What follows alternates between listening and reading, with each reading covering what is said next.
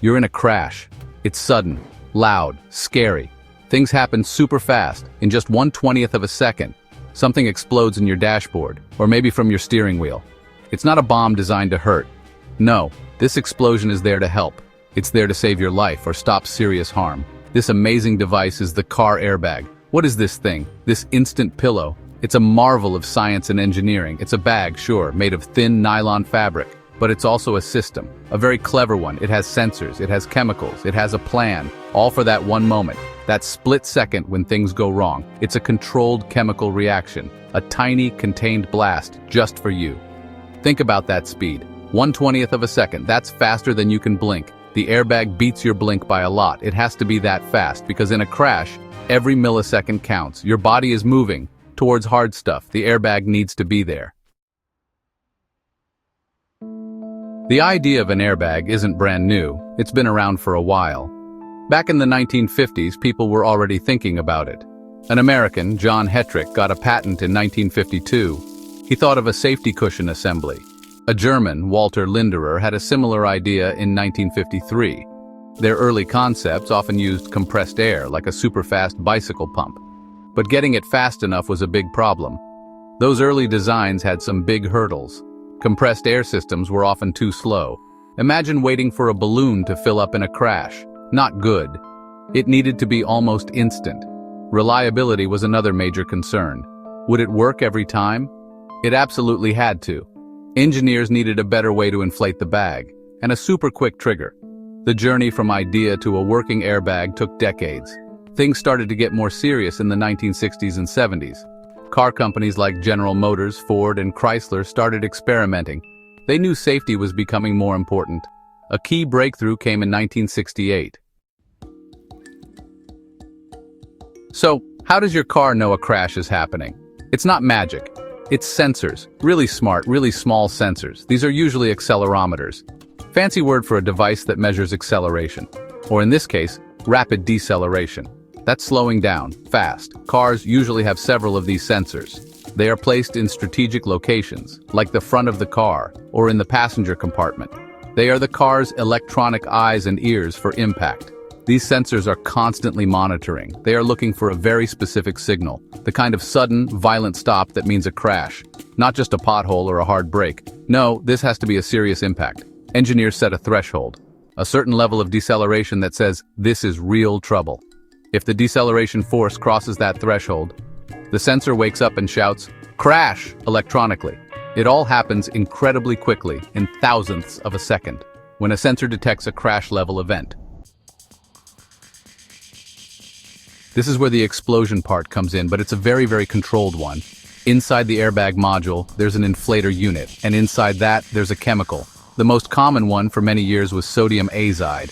Its chemical formula is NaN3. It's a solid material, looks like white salt. This stuff is stable, until you give it a little encouragement.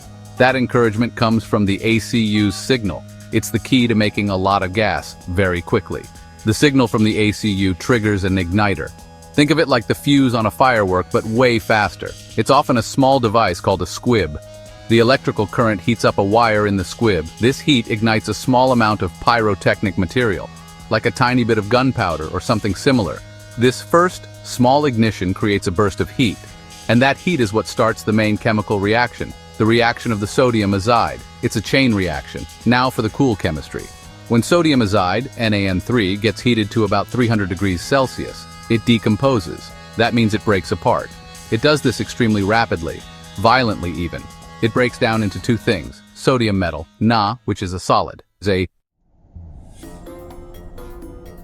What then? Its main job is to be a soft cushion, but a very specific kind of cushion. In a frontal crash, your body wants to keep moving forward. Newton's first law, right? An object in motion stays in motion. The airbag gets between you and the hard parts of the car, like the steering wheel, the dashboard, or the windshield. It slows your head and chest down more gently than if they hit something solid and unforgiving.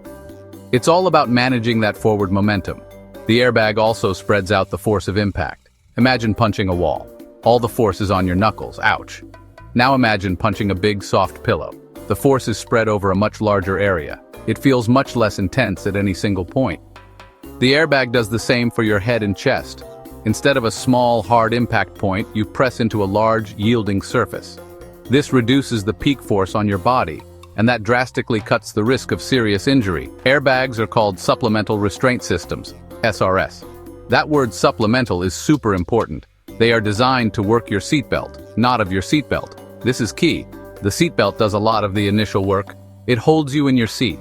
It starts to slow you down. It keeps you in the right position.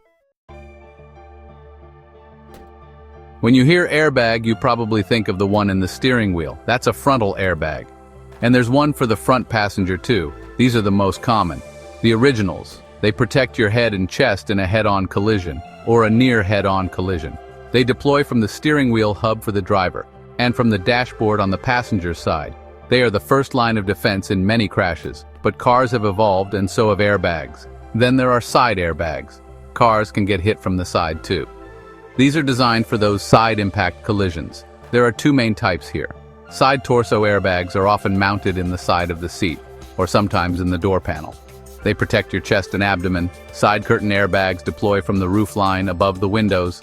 They unroll like a curtain, protecting your head from hitting the window or the car's pillar. They can also help in rollovers, keeping you inside.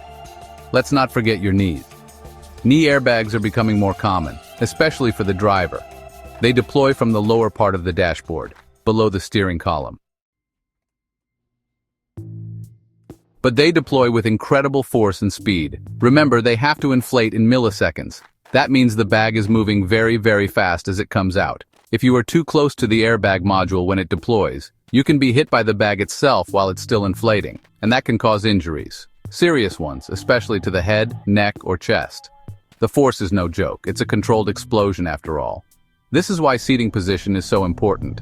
Experts recommend sitting at least 10 inches, that's 25 centimeters, away from the steering wheel or dashboard where the airbag is.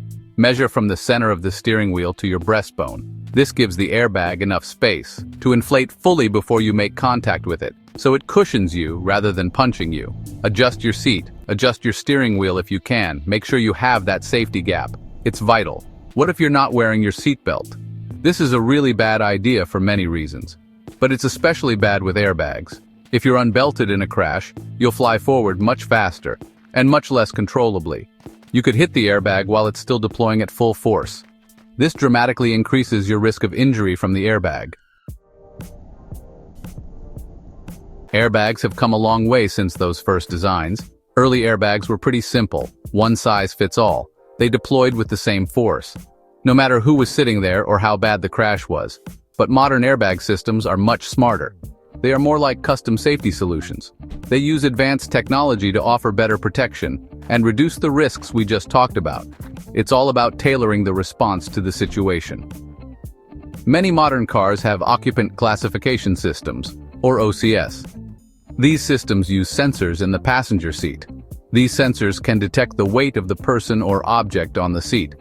Some can even sense if the person is sitting too close or if they are out of position. The ACU uses this information to decide if the passenger airbag should deploy, and sometimes how it should deploy. If the seat is empty or has a light object, the airbag might not fire, saving repair costs and unnecessary deployment.